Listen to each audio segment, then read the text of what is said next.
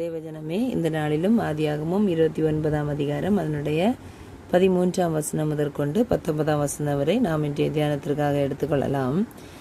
தான் அவன் தகப்பனுடைய மருமகன் என்றும் ரெபேக்காளின் குமாரன் என்றும் ராகேலுக்கு யாக்கோபு சொல்றான். சொன்ன உடனே ராகேல் ஓடி போய் தன் தகப்பனுக்கு அதை அறிவிக்கிறான். அதுக்கு அடுத்து பாருங்க, லாபான் தன் சகோதரியின் குமாரனாகிய யாக்கோபுடைய செய்தியை கேட்டபோது அவனுக்கு எதிர்கொண்டோடி அவனை கட்டி கொண்டு முத்தம் செய்து தன் வீட்டுக்கு அழைத்து கொண்டு போனான். அவன் தன் காரியங்களை எல்லாம் விவரமாய் லாபானுக்கு சொன்னான்.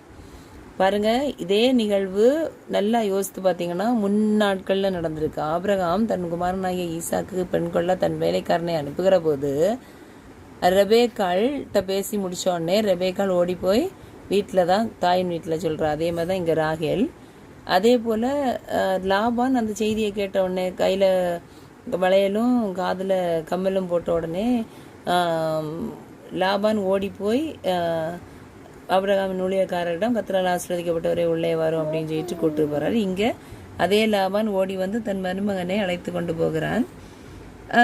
என்ன நடந்துச்சு அப்படின்றத யாக்கோபு லாபானுக்கு தெரிவிக்கிறார். அப்பொழுது லாபான், நீ என் எலும்பும் என் மாம்சமானவன் என்றான். ஒரு மாதம் வரைக்கும் யாக்கோபு அவனுடைய தங்கினான். ஆனால் எந்த கூலியும் பெறவில்லை, சும்மா வேலை செய்தான். பின்பு லாபான் யாக்கோபை நோக்கி, நீ என் மருமகனாய் இருப்பதனால் சும்மா வேலை செய்யலாமா? எவ்வளோ சம்பளம் என்கிட்ட எதிர்பார்க்குற அப்படின்னு சொல்லிட்டு கேட்குறாரு. அதுக்கு யாக்கோபு, லாபானுக்கு 2 குமாரத்திகள் இருந்தார்கள். மூத்தவள் பெயர் வந்து லேயாள், இளையவள் பெயர் ராகேல். மூத்தவள் கண்கள் கூச்ச பார்வையுடையதாய் இருந்தது. இளையவள் ராகேலோ ரூபவதியும் பார்வைக்கு அழகானவளுமாய் காணப்பட்டாள்.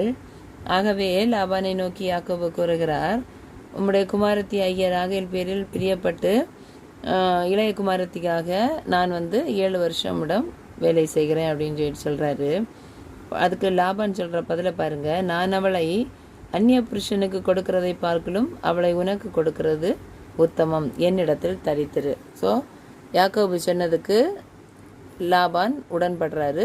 இளைய மகளை திருமணம் செய்து கொடுப்பதாக உடன்பட்டு அங்கேயே தங்க வைக்கிறார் யாக்கோபை.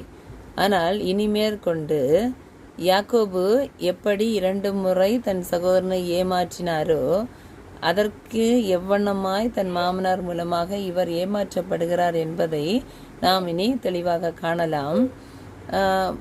வருகின்ற நாட்களிலே பார்ப்போம். ஒரு காணொலியாக எல்லாவற்றையும் உங்களோடு பகிர்ந்து கொள்ளலாம் என்று ஆசிக்கின்றேன்.